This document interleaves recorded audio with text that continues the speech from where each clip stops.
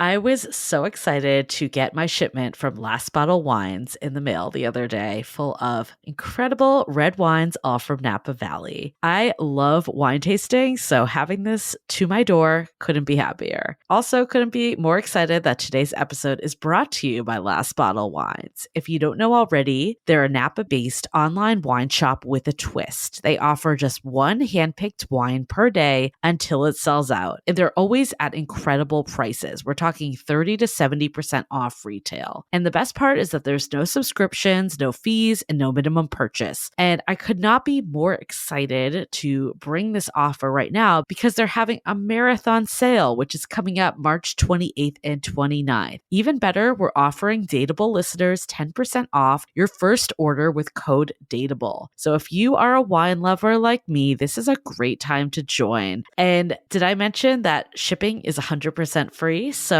what are you waiting for? Mark your calendar for March 28th and 29th, or get on it earlier if you want. You can sign up at lastbottlewines.com and use code DATEABLE and find out why Last Bottle is the most fun way to discover and buy amazing wine. We are so thrilled to be partnering with Hinge. Hinge is the dating app designed to be deleted. As you all know, I'm a huge Hinge advocate as I met my partner of almost 3 years on the app. Even before meeting him, Hinge was always my go-to app because I met more relationship-minded people here and had some great dates. Clearly, I haven't been on the app for a little while, but I re-downloaded it to check out some of the new features. One that stood out to me was the voice prompt, my best friend's take on why you should date me, where your friend can hype you up. Not only does this make the profile creation less daunting, but it's not always easy to see your own green flags. So to test it out, I asked Yue some fun prompts to get her take on what I could put if I was dating again. So the first one, how long have we known each other? What was your first impression of me and how has that changed? Julie and I have known each other for almost 10 years. My first impression of Julie was that she's very social, but I've learned that she has a lot more depth to her beyond the social butterfly that she is. My next prompt, what do you think are my green flags? I would say she's deeply loyal. She believes in love, curious mindset, and she is fearlessly ambitious. And then last but not least, what kind of friend am I? Julie is the kind of friend who will always have your back, no matter what. Damn, that feels nice to hear. So download Hinge and try voice prompts today. Then find someone worth deleting the app for. The Dateable podcast is an insider's look into modern dating that the Huffington Post calls one of the top 10 podcasts about love and sex. On each episode, we'll talk to real daters about everything from sex parties to sex droughts, date fails to diaper fetishes, and first moves to first loves. I'm your host, Yue Xu, former dating coach turned dating sociologist. You'll also hear from my co-host and producer, Julie Krafchick, as we explore this crazy dateable world. Hey everyone, welcome to another episode of Dateable, a show all about modern dating. Julie, how have you been? Week 7. Now that we got it down. Do you know what day it is today? You know what? It was funny. I was like trying to think back to a certain day last month and I'm like, I have no idea when that was. Like I can't even put any sort of context whatsoever at this point. Everything's blending together. How is it May already? I know. Seriously. I don't understand because time goes by really fast and slow for me. Oh, absolutely. I think like each week, like on a daily basis, everything goes by super fast at least. But then like collectively, it's like, oh my God, this has only been 2 full months. Like, doesn't it feel a lot longer? Yeah. Feels like we've been doing this for half a year. I mean, some people haven't even done 2 full months. Like, I feel like I started a little earlier just because of the fact that I can do virtual work. But the fact that it's only been 2 months is so nuts. I started taking pictures of all the signage around the city just to commemorate this time. I don't know. I feel like we're going to be in the history books and might as well. I was thinking about that. It'd be like a really interesting thing to tell future generations. For sure. Took a really nice long walk like 2 weeks ago, like down to the beach area. And it was just like so crazy. Just all the boarded up buildings and everything that's happening.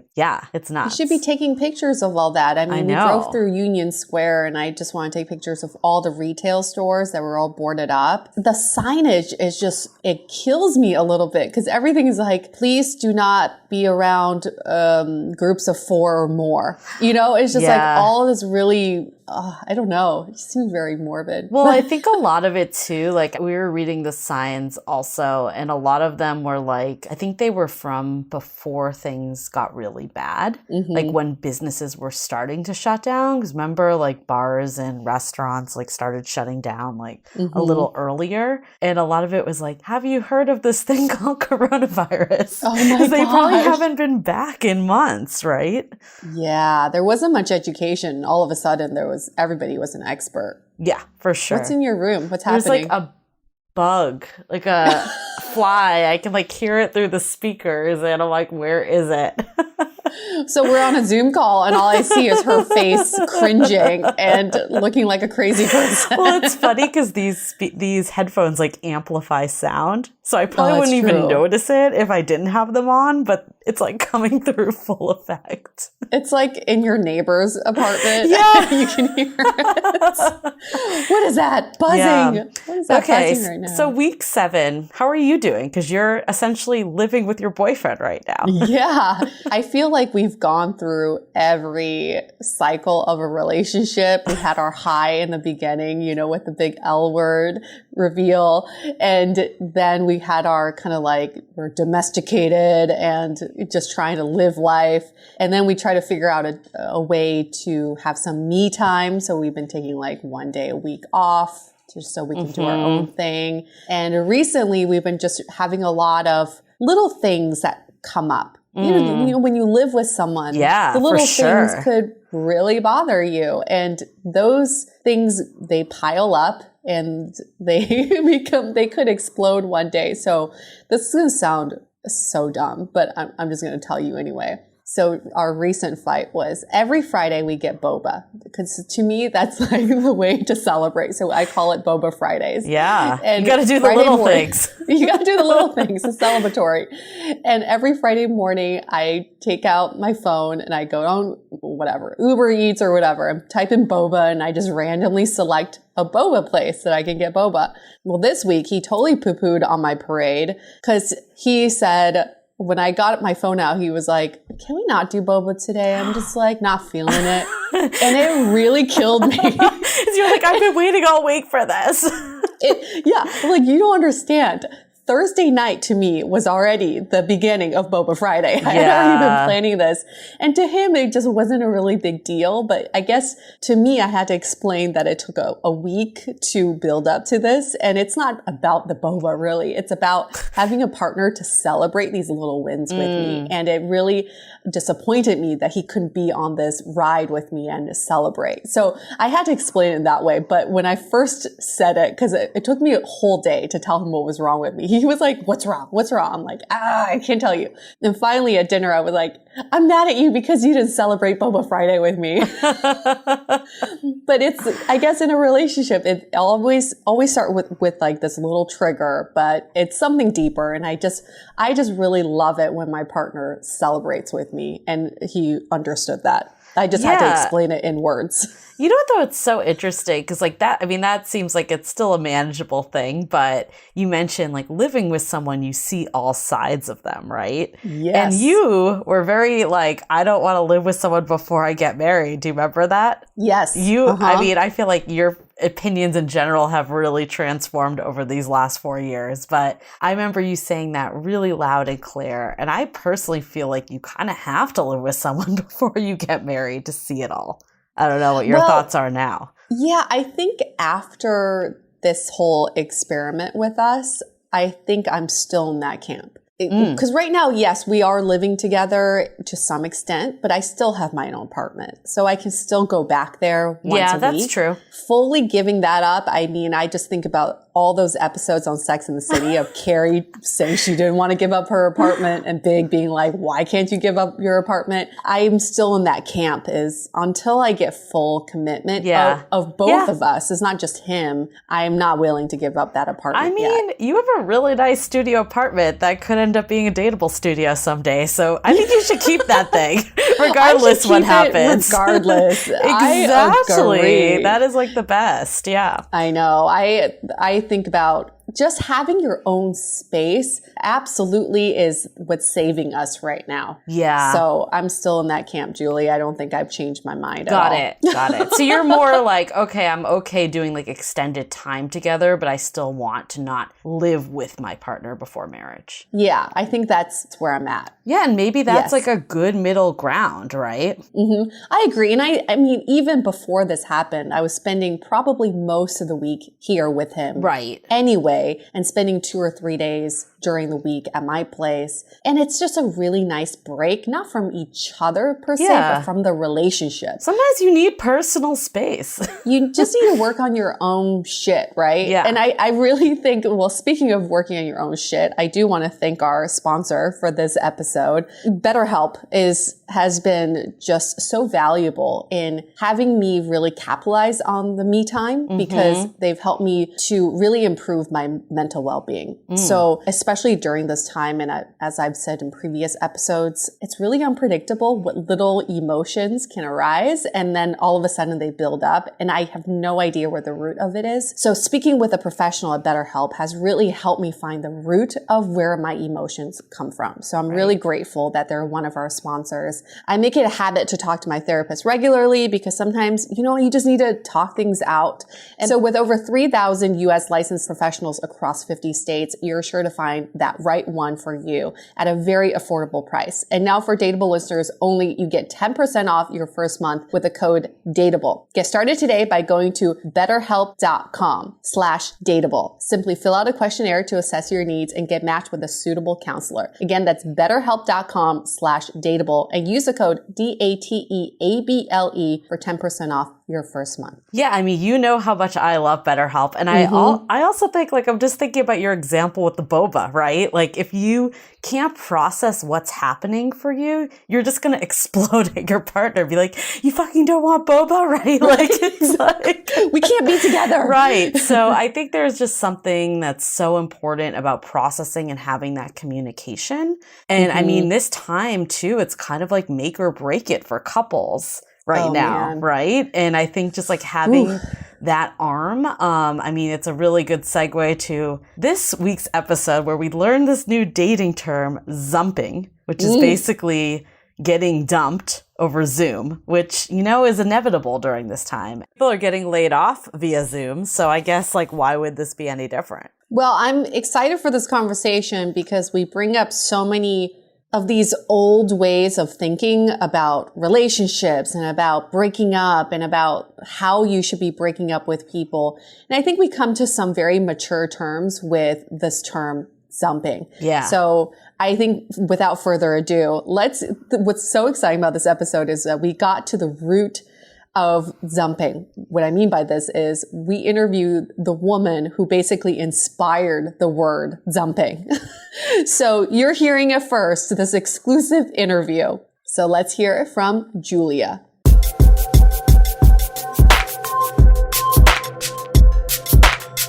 Here's a funny story for you. We have a Facebook group called Love in the Time of Corona, and someone posted, "Have you heard of this new dating term called Zumping?" And I had the same reaction as I did when I heard about benching, when I heard about ghosting and breadcrumbing, and like, I don't know anymore. There are just so many terms, right? Julie, it's just like these dating terms keep popping up. The woman who posted it, she's like, Zumping is when you're dumped over Zoom. And of course, how fitting is it that people are getting dumped over Zoom during this time of coronavirus? But we went to the root of the person who put it on the map, right? And her name is Julia. She is a guest on our show today, but she's also, I mean, have you ever created a dating term or been the person to be the root of a dating term? Gotta say, this is not what I thought would be the first entry in my Wikipedia page.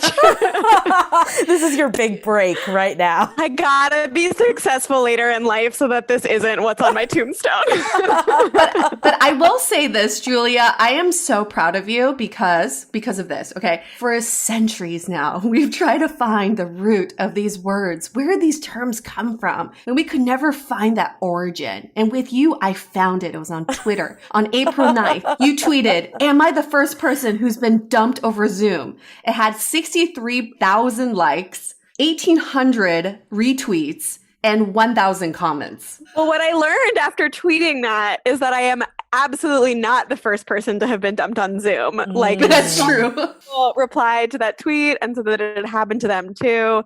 DM me. So I may have been the first to tweet it, but I'm certainly not the first person to be zumped. Wow. So your tweet went viral soon after you posted that. Guardian picked it up. They coined the term zumping, and then you wrote an essay about it for BuzzFeed News. So it's a gift. It's a gift that keeps on giving, isn't it? It really is. It really is. So who is Julia? Let's learn a little bit more about her, other than the fact that she was zumped, which we shouldn't really laugh about, but it's really nice to have you here. She is from Los Angeles, originally from Los Angeles, and she recently moved back to LA. She's 26, but she'll be turning 27 next week. And maybe by the time this comes out, you will be 27 already. So let's just pretend we're in the future. Welcome to your later 20s, I guess. She is pretty single and has been taking a dating sabbatical. Go figure. So let's just start with your story. You wrote a whole article about it, but tell us about quote unquote Josh. Yes. So quote unquote Josh was a very nice boy who met like end of February. We only went on 3 dates before quarantine. So I want to make it like super clear he was not my boyfriend by any stretch of the imagination. I just had like a really good feeling about him. Like we had this whole long bit about Stanley Tucci. And then because I watched too many rom-coms, I was like, well, if we get married, Stanley Tucci's going to officiate the wedding. And I've been single for like 3 years. Broke up with my only serious boyfriend in 2017. And this was the first guy, like truly in the last 3 years that I've been like, I could see something happening with excited about him. Yeah. So like, even though I was trying very hard not to get ahead of myself as much as I could, I definitely like felt a lot of potential. And then the pandemic hit. Wait, so before we go into the pandemic, what type of dates did you guys have before? Did you guys get like sexual? What happened? Pre-pandemic. We definitely had like an instant physical connection. I mean, the dates were like out of a rom-com kind of dates. Like the first one was like at a wine bar, and then we like made out on Sunset Boulevard in LA, and like one date we saw a movie, and then we like made out a lot in the movie. A lot of making out. And then in his car, a lot of making out. A third date, we did have sex. Supposed to go get dinner after we went to a different wine bar, and then we just Fuck dinner it. because he went back to his apartment. Yeah, just have sex. So there was a definite physical attraction here. for sure. Wait, how did you meet again? On Hinge. So, On Hinge, okay. It was like a very all digital 2020, started and ended on the internet. There is that quote. It's like, however things start, they always end that way, or like all the... Well, that's a little deep. So if you start something during the pandemic, will it end during the next pandemic? Who knows? Who knows? Ooh, full that circle. means it could last like 100 years or 10 years, true. not 100 years. There you go. Yeah, silver lining, Julie. Silver lining. Yeah, it could last 10 Who years. knows? So we had 3 like beautiful, like perfect rom-com magic. I would say like a Netflix rom-com date for like picking like, genre of rom-com. And then the pandemic happened. So he had to go out of town for a wedding like the first weekend of March. So then we originally had plans to hang out the day after he got back. And that was like, I think the weekend things got really real, like when Tom Hanks got diagnosed. Right. So it changed fast. It really switched up. So originally it was like, well, we'll see each other the day after you got back. And then he decided to drive instead of fly because of Corona. And then so it was like, he's supposed to come back on a Tuesday, and then he came back on a Friday. And then we were like, well, you've just been traveling, so we should probably self-isolate for 2 weeks. And then I'll see you on April 3rd. That was like the 2-week deadline from when he got back. And then everyone went into quarantine, basically. Yeah. So it's so funny because I live with my parents. I just moved back to LA. I'm from here. So I'm living with my parents while I figure out what I'm doing with my life, which is another fun layer of this. So I am being like particularly careful about my social life, even before things got really real. And none of us could leave our house because I was like, well, I'm living with 2 people in their 60s. They would not be happy. I'm sorry, Mom and Dad, if you're listening. And if they are, they're super cool. Yeah, I was like, they're obviously already subscriber. Yes, totally. So I was sort of waited, like I didn't want to cancel the date because I liked him so much, but like I think we both kind of like knew in our gut that like we weren't gonna have like end up seeing each other. Yeah. So we had a a bunch of Skype dates. I say Skype is like the generic, like Skype is the Kleenex of video conferencing. So we like FaceTimed and we Zoomed, but I like say Skype, you know, it's like but Skype like video call. Scumped doesn't have the same ring as Yeah. Zumped. So I feel like Zoom is now the Kleenex. True. Yeah. Well, I mean, that's why I tweeted with the Zoom. So it was like this cleaner clean copy. Yeah, we started on FaceTime, and then we like switched over to Zoom because connection was better. Like all of the weird logistics that are involved. You were playing the field with video conferencing. Exactly. Yeah. So then like we texting basically every day for 2 months. That was sort of the time frame of this relationship, if you can even call it that. And then like the last week I sort of before we go into the Zump, on these Zoom, FaceTime, whatever it was, like were you guys like having dates? Was it like official? Oh, I know where Julie's going. Were you doing a little naughty stuff over video? I actually wasn't going there, but now that you bring it up, Julie. I mean, I guess tell us about these dates. What was happening on them? There was a little naughty stuff. I hope my parents are not listening. And yeah, so usually we watched, like, one of the things we bonded over early on was like movies. So we did like Netflix parties where we would like watch a movie together. Usually we'd like talk for like an hour or so and like be drinking wine or eating dinner at the same time. And then we'd watch a movie and then, you know, see where the night took us. So you literally Netflix and chilled. Virtually. We did, yes. Yes. Wait, so would you, I was going PG, but now that we're not PG, I'm going to bring it full circle. So were you using like Zoom and FaceTime to like have virtual sex? Yeah. Tell me more. Yep. How? What did you use? What technique? Which filter? Which background? Well, I definitely did the like, you know, on Zoom you can like touch up your camera. That's a PSA for anyone out there. Yeah. Yes. So I was definitely doing that. Started out like even before we had our first like date when he was like out of town for this wedding, we like started sexting a little bit and it was like very organic. Like I've sexted, you know, I've dipped my toes into the waters as it were, but like I'm not a pro by any means, but with him it felt like natural and like easy. You know, the pandemic's bringing it out. Yes. Yeah. Well, it started out as like very like sweet actually. Like we were sort of just like recapping the one night that we'd been able to do it and then kind of just like building on that. It was very like improv-y, like yes-anding each other, you know? And yeah, it felt like good and like yes, we were sexing, but it did feel like very like sweet. So it was like not as raunchy maybe as I know you made out a whole bunch before the pandemic hit. Were you able to sleep with each other? Yeah, she said yes. that. Oh, okay. So I totally missed that. Or I just want to hear it again. Okay. No worries. Just want to repeat it for anyone that missed it. Things got hot and heavy. So you saw the penis before quarantine. You liked the goods, yeah. So did you feel like things were progressing at this point? Yes. Yeah. Honestly, so that was the weird thing was like the first 2 dates were like fun and we like talked for a really long time. We talked for like hours. But it wasn't until the third date that we kind of had like a real deep conversation. And that was also the night that we like hooked up. We'd had this like very intimate conversation talking about our past relationships and stuff. And then he went out of town. And then we sort of went back to having like more superficial conversations, kind of about like the news or like, you know, what movies we were watching or whatever. And like my first inkling that like maybe he wasn't feeling it or like as invested at least as I was, is like I kept trying to like tiptoe back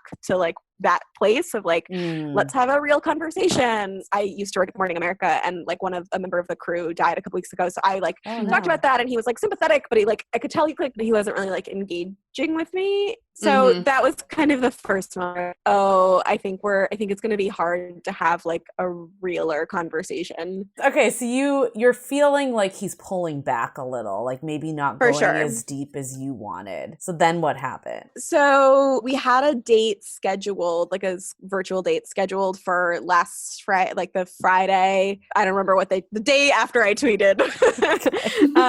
And then he texted me like, "Hey, are you free to talk later?" Ooh. Ooh, that's always a bad sign. I know. And I kind of knew the minute he texted that he was going to break up with me, because I just like had felt it in my bones. And I have previously said in my life that I like being dumped over text just because it's like easy.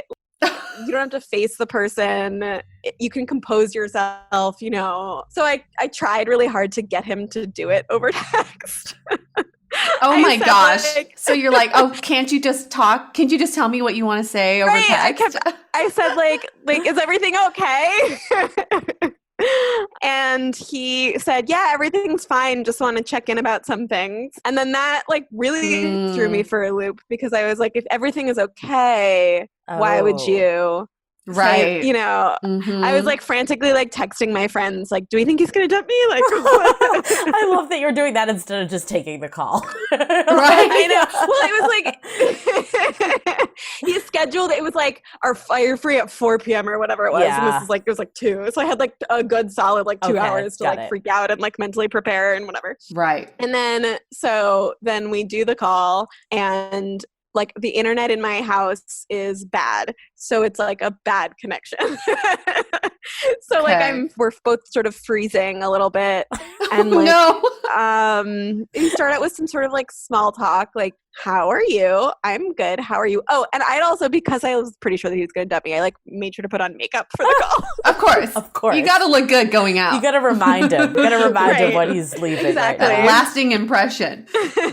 Over Zoom. So yeah. So it started out as sort of just like awkward small talk of like, I'm good. How are you? Like, what? Right. Okay. Like, what's up? And then he told me that he had just gotten out of, not just, but like a year ago, basically got out of a very long-term relationship. He'd been with this person for 7 years, and which I knew about, and kind of the minute he told me about that on the second date. So the minute I knew about that, I sort of was like, had it in the back of my head, but I still really liked him. So I was like, well, we'll see where this goes and taking it one day at a time. Right. But I did definitely have like a like, is he ready to jump back into something? Yeah. Totally get that. I've definitely dealt with people coming out of really long-term relationships, and it is definitely that red flag of like, are they going to want to be in a new relationship ASAP? Yeah. Where I just was like, well, he seems to be in this, so like, I guess I'll follow his lead. But I also was like, there's no way he's going to want to be in a relationship now. Right. So it all made sense. I have been in relationships that have lasted well past their expiration dates. So I am, and that is, you know, the worst. You both are just like miserable and like hate each other. So I was very relieved that he did the upfront and honest thing and told me how he was feeling and ended it sooner rather than later. And then I fired off this tweet. So what did he say exactly? Was he just like, I'm not ready to be in a relationship? Like, what was his language?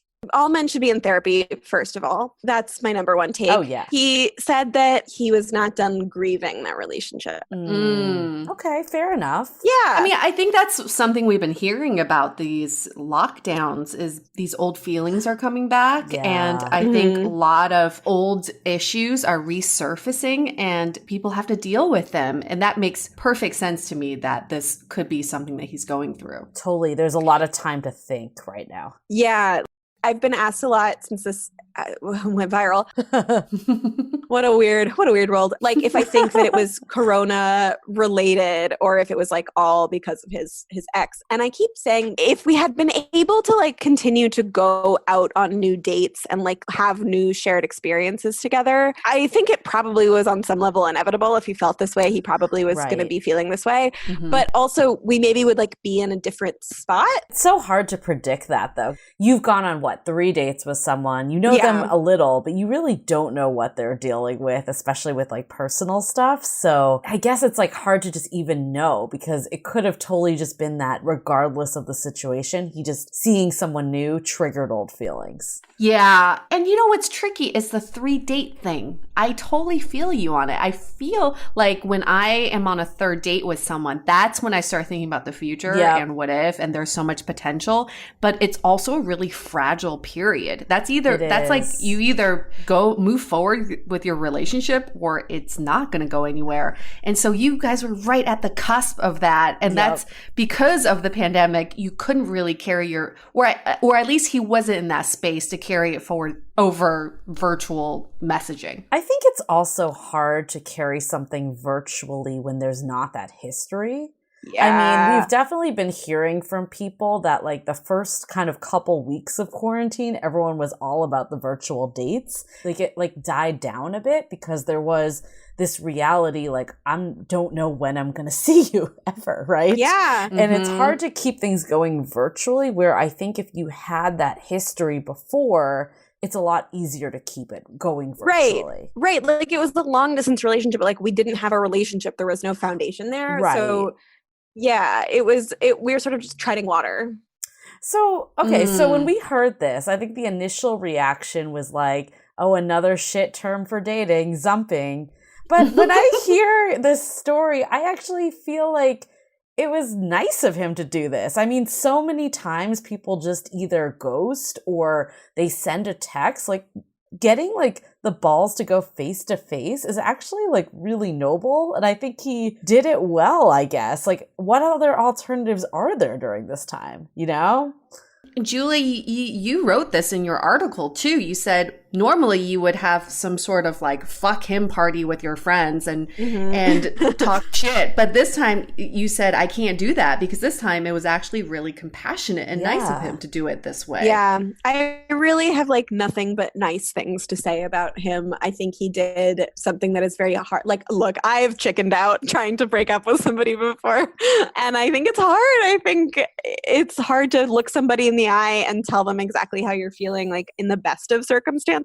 And so I think he definitely, like, he did the right thing. I think I wrote a follow-up essay for Metro UK where I said, if you want to break up with somebody, like, do not let a pandemic stop you. Yeah. Like, so much worse to be in a relationship with somebody and to feel like you are emotionally supporting them and giving all of this energy to somebody and not get it in return.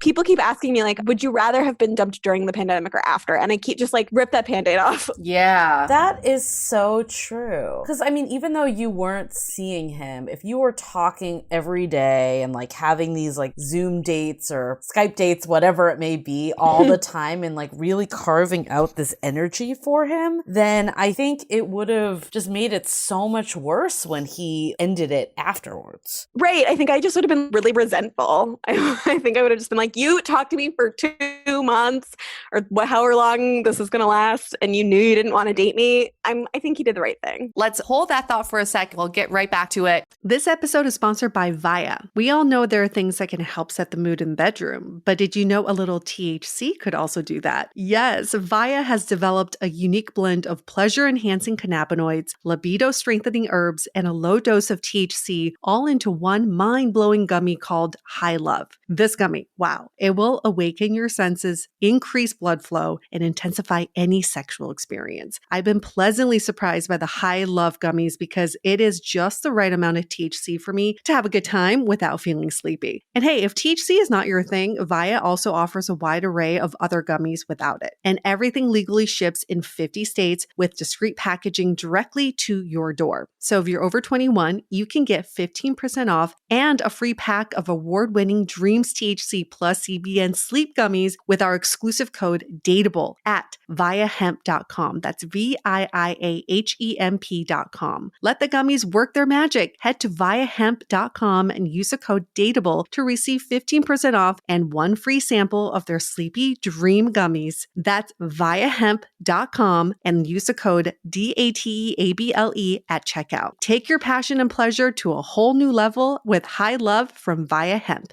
This episode is made possible by Armoire. Armoire makes getting dressed easy. With a clothing rental membership from Armoire, build the perfect wardrobe with brands that are high quality, unique, and recommended just for you. All you have to do is take a 5-minute style quiz and select items from your dynamic, personalized closet. The styles show up at your door in as little as 2 days. Then when you're ready for new clothes, just swap them out. Listen, I live in Southern California. There is absolutely no need for puffer coats or any sort of those winter jackets. But when I travel anywhere else in the world in these cold months, I'm often burdened with the task of getting winter clothes. And now with Armoire, I can just rent my winter wardrobe. It's brilliant. Right now, our listeners can give Armoire a try and get up to 50% off their first month. That's up to $125 off. Just visit armoire.style/dateable. That is armoire.style, spelled ARMOIRE.style/DATEABLE to get up to 50% off your first month and never worry about what to wear again.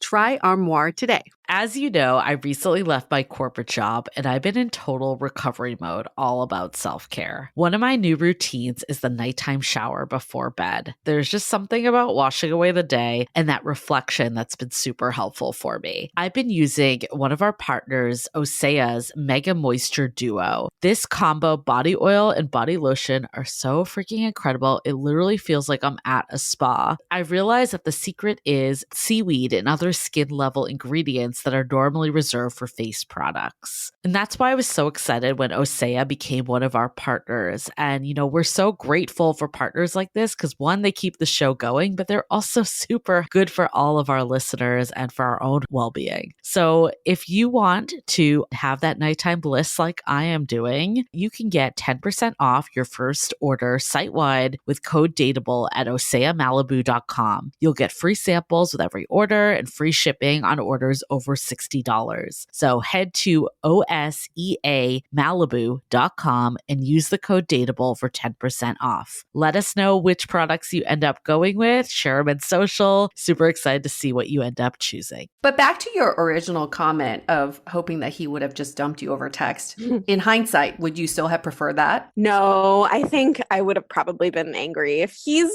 a decent enough guy that I think if he could have done it in person, he would have. And this was as close as he could have gotten. Right. I mean, what's the alternative? He's not going to like come to your doorstep and stay 6 feet away. Like that's like, or he could have, for your parents to hear. I feel like Zumping's still better than that. He's like got a boom box outside your window. With I have a message music for you. I have a message, Julia. You're like, is he proposing? No. He's like, no, he doesn't want to see me anymore. Like, fuck you. I feel like Zumping, though, has such like a negative connotation, even though what we're saying is it's actually better. Like there's something about the word that just sounds bad, right? It's the dumping it's a horrible part. word. I hate nobody it. wants to be dumped. I mean, how else would you call this? Like separate ways? I don't know. Like, is that better? Conscious conscious separation. uncoupling. Yeah, separation of sorts. But the worst is Zumping sounds like humping over Zoom. Yeah, it could have so many. Actually, that's right. interesting. That could be like a new virtual sex term too. Oh wow, yeah, Zumping over Zoom. That would be quite the visual. Like, what are you humping? Like, especially with you, Julia. Your parents come in the room. They're like, "Honey, what are you doing?" Oh my god, just doing some Zumping. Don't worry about it. The thing about this whole experience, which is just like the 2020 of it all. So we hang up the call, and the internet in my house was so bad. He said the like big bulk of what he wanted to say, but then we sort of were having like, well, okay, like that kind of stuff was happening as the internet was dying and we were breaking up and literally breaking up. So then he like texts me a giant paragraph the minute after the call and sort of like summarizing all of it. It was very nice. Oh. And then like literally I call my sister, I FaceTime my sister and like start sobbing on FaceTime to my sister. And then I fire off this tweet and it kind of starts to go viral immediately. Oh my God. So my parents are both very online and they both follow me on Twitter. So my mom like knocks on the door and is like, hey honey, like, is it true that you got dumped? I love that she found out via Twitter when you live in the same roof. I know. It's like my such a, it was the whole thing was so surreal. So that's how things go. That's how things go viral. You're just describing it now. I mean, that's how I pictured it. And that's how they do it in the movies when things go viral. But no, that's really how things go viral. Yeah, it happened very fast, like took off immediately. So oh my God. I sort of did it not really processing all of it. Like it was interesting because it's now been a little bit over a week. I was just very busy the week after it happened. I wrote this essay and then I was been doing like interviews and stuff. And then like this week it's sort of slowed down and I've been able to more sort of just like process how I feel about everything, which has been good. Talk to my therapist about it. Great. It was the whole thing was just very surreal. Oh, like my dad is like my publicist. He was sending me like my press clippings of like, they're talking about Zumping and like a Indonesian website. And I was like, God, he has like Google alerts set up for like Zumping. Does quote unquote Josh know about this? Yes, he does, and he is not real pleased about Oh. it. No, is he not? Really? No. Has he expressed that to you? Yeah, so basically I texted him a couple days, maybe like the day my essay came out, and I maybe underplayed how viral it was, both because I was debating whether I even like needed to text him or not. Like that's always like people kept saying like, no, you don't need to. Like he's the one who ended it. Like don't text him. But it seemed to be getting enough attention that I felt like I should. Yeah. And it's so like under your name too. Yeah. Right, you can't hide it. Yeah, I kind of underplayed it, and I was like, "Hi, so like this thing kind of took off, and like it's going a little viral." And then I wasn't sure if he'd seen it or not because he's not on Twitter, but he had. Oh, and he basically he sent me like a giant paragraph saying that he was like bummed out and uncomfortable that like details of his personal life were on the internet. No. So I felt really horrible. But I mean, it's not like you're revealing that much. Like you're just saying that he zumped you. Yeah, I mean, it's been an interesting. I feel like this has made me want to write like an Emily post, like a modern day Emily post about like what is the etiquette of, because it's like I've revisited and reread and re-listened to the stuff that I've said, and I think I was by and large like very respectful, and I've been pretty careful to just like tell my own story and not, as much as possible put words in his mouth, or talk about his life. And it is my story, and I do feel like I have the right to tell it. I don't know, what are the ethics of that? Right. What is it's a very strange situation to be in. Because it still involves him. There's no like getting around that. Right. Well, it is. I was saying to one of my friends that it makes me have a lot of sympathy, understanding for the song "You're So Vain," because it is about him, but it's like really not about him. Right. So I really do feel horrible that I've hurt him, especially because he was so upfront and honest with me and kind. And if I ran into him, and if he doesn't want to hear from me anymore, which fair, I like wanted to send him a very long paragraph. And I think if I could go back and do it, I probably would have been maybe just a little bit more thoughtful, and I probably would have told him earlier. But by and large, I stand by everything. Yeah, I mean, it's definitely a mixed bag because it's not like everyone knows who he is, right? Like, no one really, he's pretty anonymous still. Like, maybe like you're like, I mean, after like 3 dates, like probably your close friends didn't even meet him. Maybe they've seen like his name and photo, but that's probably about it. Yeah. I mean, we did not meet each other's friends.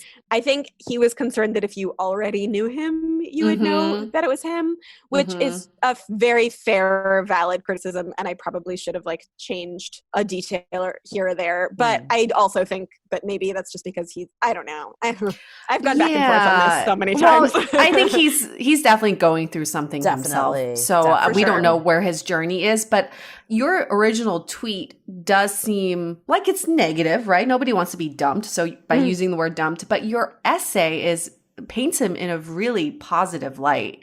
And even in your comments, the 1,000 comments that you got on Twitter, you defend him quite a bit. So I think you're doing all you can. You've done your part. So So we had this debate on our Facebook group, and I think we've kind of said it here, but I'd love people's thoughts of, is it better to be zumped when let's say you've only gone out 3 times and you've had some, like the type of relationship you describe, not like a full-on relationship, but enough there that you're excited about the person. Would you rather be zumped or ghosted? Ooh, I'm going to say zumped. I hate getting ghosted. It's especially because we were talking every day. I think I would have felt like, is he dead? Yeah. That's what we said in the thing where, like, especially during times like this, like, people aren't doing anything, right? They're not going anywhere. So if they don't reply to you, like, you could really be thinking worst case scenario, like about them or their family. And it's like, I do not want, first of all, I wouldn't wish that on anyone, but I would not want to have that mental bandwidth and like thinking about that for someone that was literally ghosting me. Right. I remember like I said this to somebody like as I sort of started to feel him pulling away, that I was like, I miss being able to come up with excuses for what a boy was out doing instead of texting me back. Exactly. Because in the real world, when we're out of lockdown, you're thinking, oh yeah, he's probably out with his friends. He's on a work he's trip. at work. He's super busy. Yeah, he's finishing up his MBA. Whatever. Now you're just like, no, he's literally jerking off in the bathroom. He has plenty of time to write back to me, but no, he'd rather watch Netflix. I don't know though, because I feel like just playing devil's advocate, I agree that no one's doing anything, but I do think this is like a very difficult time for people, like especially people that have lost their jobs or like have someone in their family that is ill or something. Like there are some other factors going on that might make someone not super receptive right now. So yes, they're not physically anywhere, but I don't think it's like necessarily like everyone's twiddling their thumbs ready to go either. No, that's true. Absolutely. We also have to have empathy and compassion for people and what they're going through, but everybody deserves a text back or a phone call back. Absolutely. That's just basic human, behavior that we should abide by. So I still think there's no excuse for ghosting. Right. No, I mean, I think it depends. Like sometimes people think they're ghosted though before they're actually ghosted.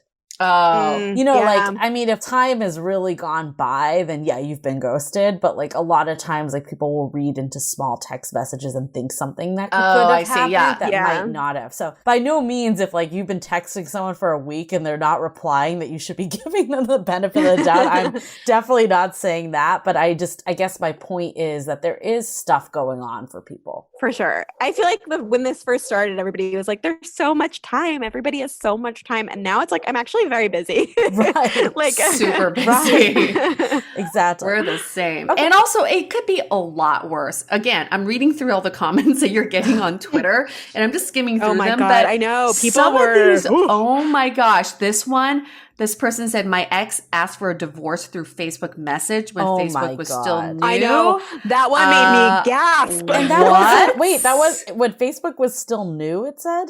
Yeah. So that means it wasn't during the quarantine. That was no, there was no excuse for this. And then this one, has nothing to do with dating, but this person was laid off over PowerPoint. The company gave a PowerPoint presentation during a staff meeting, basically outlining the new org chart. And whoever was not on the org chart was asked to leave. Oh my God. The stories people told me were like, and not even just the replies on the tweet, but in my DMs, I kept being like, people kept reaching out and wanting to be like, I hope you're okay. And I'd be like, oh, I'm basically fine. Like, yeah, I'm a little sad and it sucks, but like, I'm fine. And then they'd be like, I'm going through the same thing. And then they tell me this like horrible story. Yeah, so, this is like, bad. I know I'm certainly not alone. Like, I will say, so my like big takeaway, I think, from this experience, I had so many people DMing me and reaching out and telling me their stories. I think one of the weirdest and hardest things about quarantine is that it is very hard to feel like your feelings about like a dumb boy are valid or girl or whoever. Yeah, because there's big stuff going on. Right. Because there's like things are so scary for so many people. People are losing their jobs. People are losing loved ones. And I feel like the reason that my tweet took off is just because it's like, well, this stuff's happening too. And it still matters and it's still, you're still allowed to feel all of the feelings that you want to feel about it. That's still your truth. That is a great point because it's like that stuff would have bothered you before this. It's not going to just magically disappear because there's worse stuff now. And in a lot of ways, I feel like, at least for me, it's like there's a framework for being upset about a breakup, whereas there isn't a framework. Like, I don't have like I don't know what it's like to go through a pandemic. I've never gone through a pandemic before. Right. And so in a lot of ways, it's sort of like easier to obsess or be heartbroken because it's like, I know what that feels like. I have a roadmap for getting over that. Whereas like, I don't know what the roadmap is like for the big life. We don't know what's happening with the world. So I think just letting people know that it's okay to care about this stuff too is important. So before we go into more takeaways, I have two just like burning thoughts that I would love both of your thoughts on.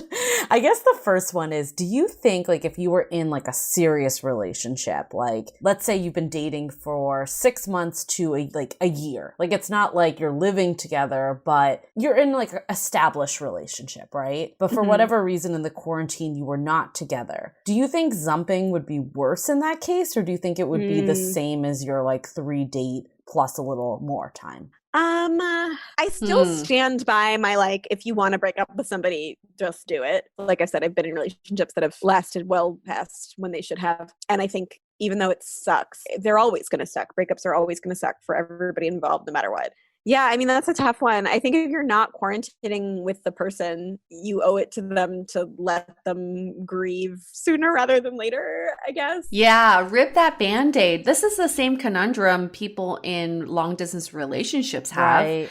I had a friend who was dating someone in Colorado and she lived in LA, and she thought, well, I think we should break up, but should I tell him in person? Like, should I fly to tell him in person and then just turn back and come back? Or do I do it over the phone?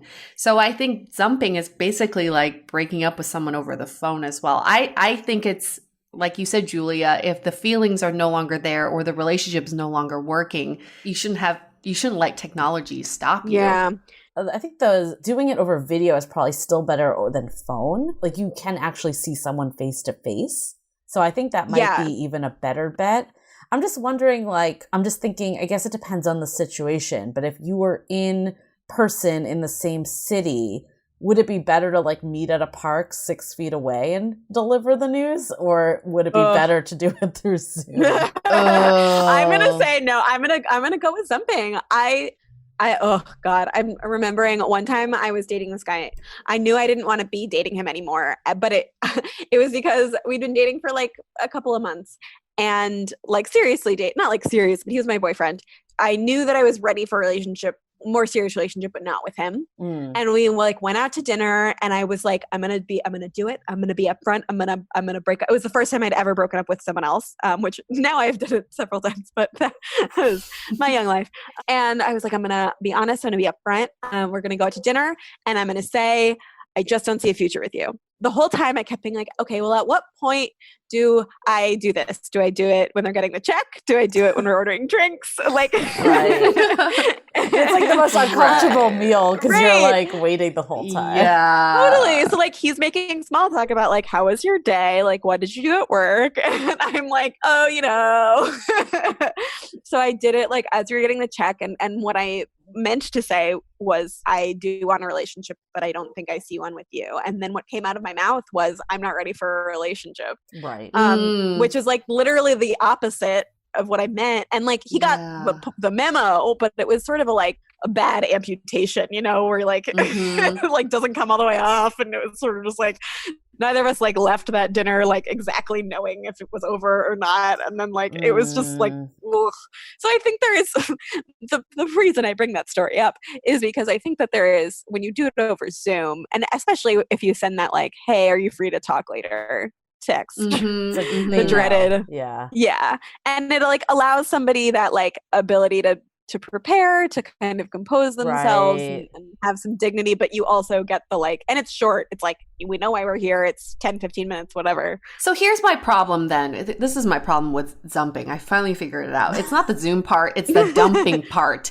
I think we need to stop dumping someone just seems really juvenile at this point, because it means this person made up a decision without you involved. Yeah. And they're coming to you and saying, this is what's going to happen. Zumping shouldn't happen as often with relationships or people in long-term relationships. These are conversations. Maybe you're hashing out some issues over Zoom, and if those issues don't get resolved, then you decide to part ways. But to dump someone over Zoom is just really harsh. I think that's what it is. That's a part I can't deal with. I love that. I think that is what it is that makes it like a shitty dating term, and I think it amplifies if it is like a more established relationship. And I think like the terminology of like, we're ending the relationship versus I'm dumping you, like that makes it feel like you did something wrong that you're getting dumped. Yes. Versus like, this relationship's not working mutually, we're just going to end it. Yeah. Well, to be clear, I am the one who put the dumping label on it. Exactly. No, I think that's probably why people are putting this negative connotation on it, because they see the dumping. It's not the over Zoom part. But I do think your situation is a little more in that like stereotypical dumping realm, because just the lack of history that you guys had. And I think to the question earlier, like, is zumping worse if you've been in a more established relationship?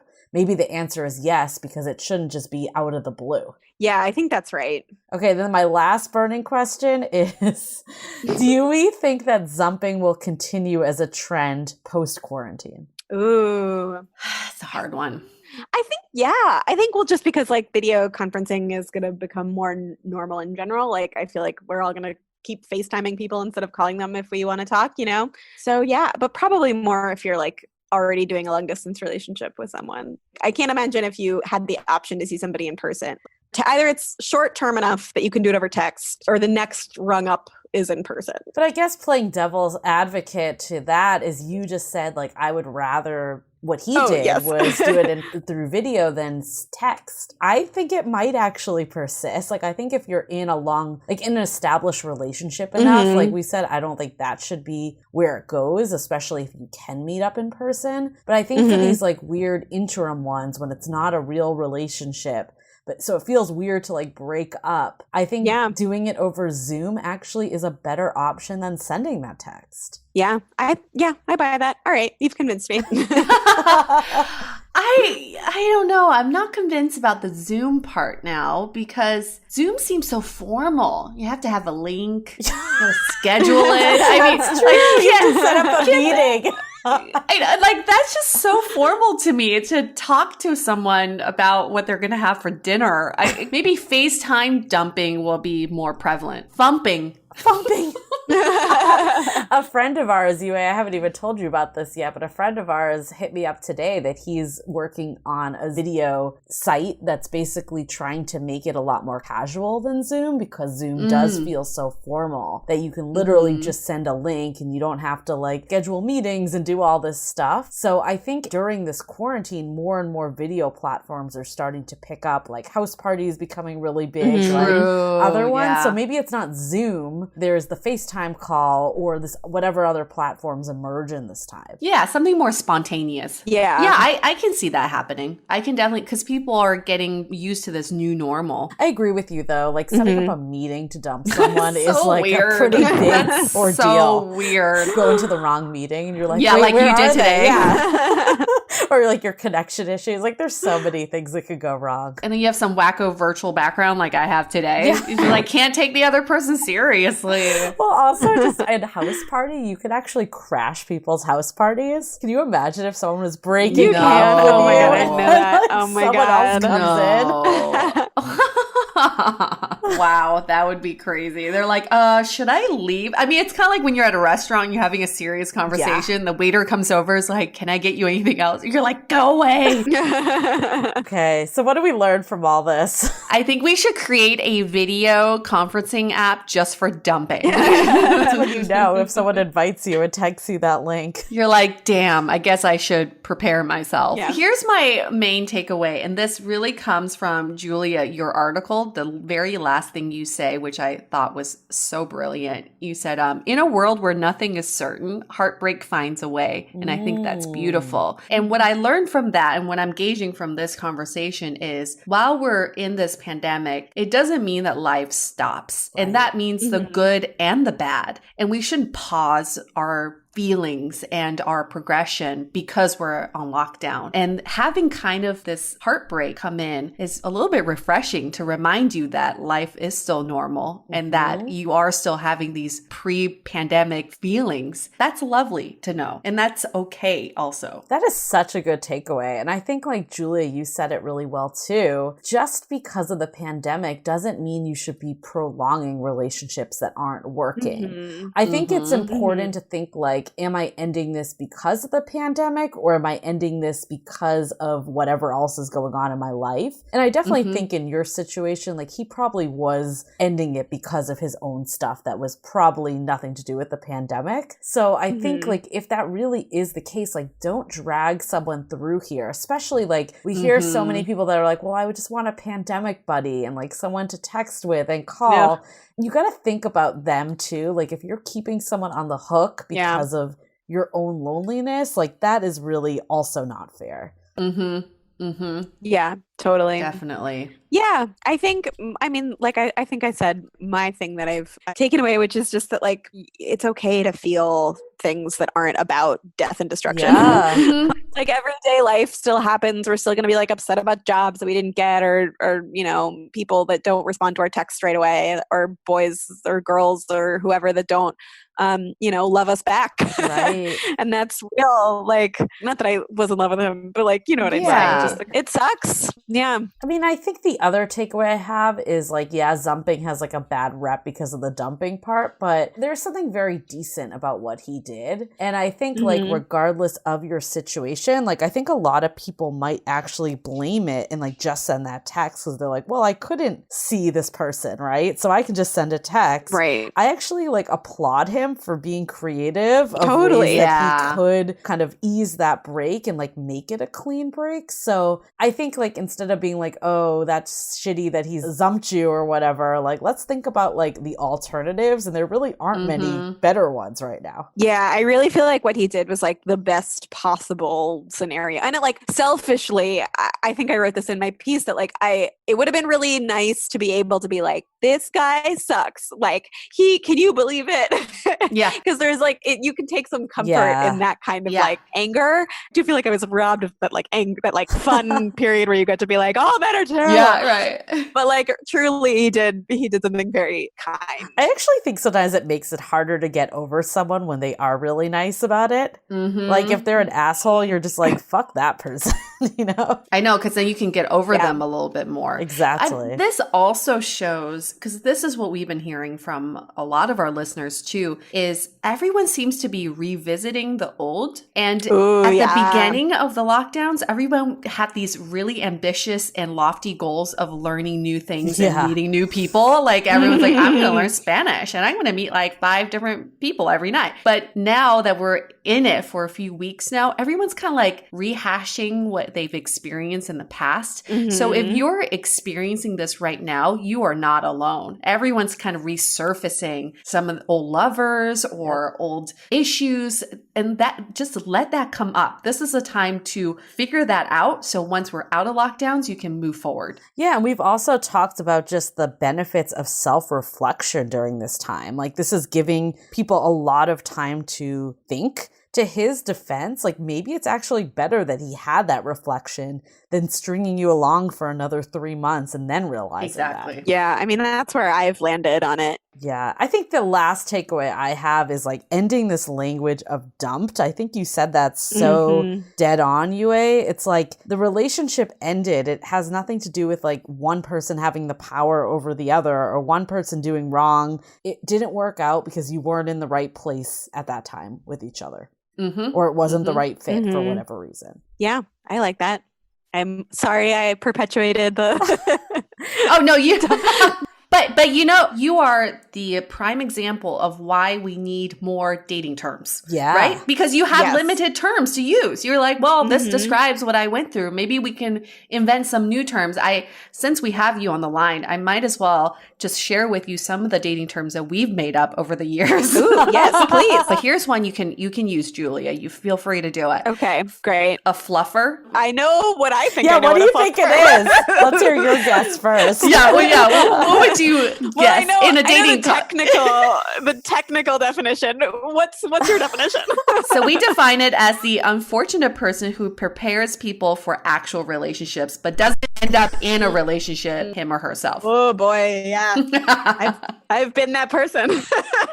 What about Uber radius? We made this one up too. I'm really proud of this one. Is that like if you're dating somebody who's in your like the radius of what's a cheap Uber? Yeah, pretty much. Like in your vicinity. Yeah. Oh my God, no. Well, I used to live in New York, and like I had a friend who lived in Brooklyn, and she was dating somebody who lived in Harlem, and we were like, that's a long distance relationship. You're like, not gonna work out. You're gonna get zumped. That's actually a good use case for continuing Zoom dumping. That's very true. Very true. One more for you. A tater tot. Ooh, what is that? I have no idea. A young piece of ass who's not good for you, but you crave. Oh, yes. Yeah. All of the breakfast potatoes I normally get were sold out, so I got tater tots, and I think There about you that go. term every time. There you go. There you go. You could just credit us. Perfect. Yeah. Cool. Well, let's wrap up this conversation. Let's hope that nobody gets zumped in the near future. And, let's just hope we all continue to express compassion and empathy for each other. We're in this together. We're not in it alone. When your feelings come up, let yourself feel those feelings, because those are real and those are your honest feelings. And that is A-okay. Or if you do get zumped, maybe it doesn't have to be a negative thing, as we found out. Like, if this term does, like you said, hopefully no one does. But I think some of our conversation has been, if things have run their course, maybe it's actually better. So it's, again, just the mindset that you have towards it. Yep, exactly. And if you want to read Julia's articles, you can just search for Julia Zumped.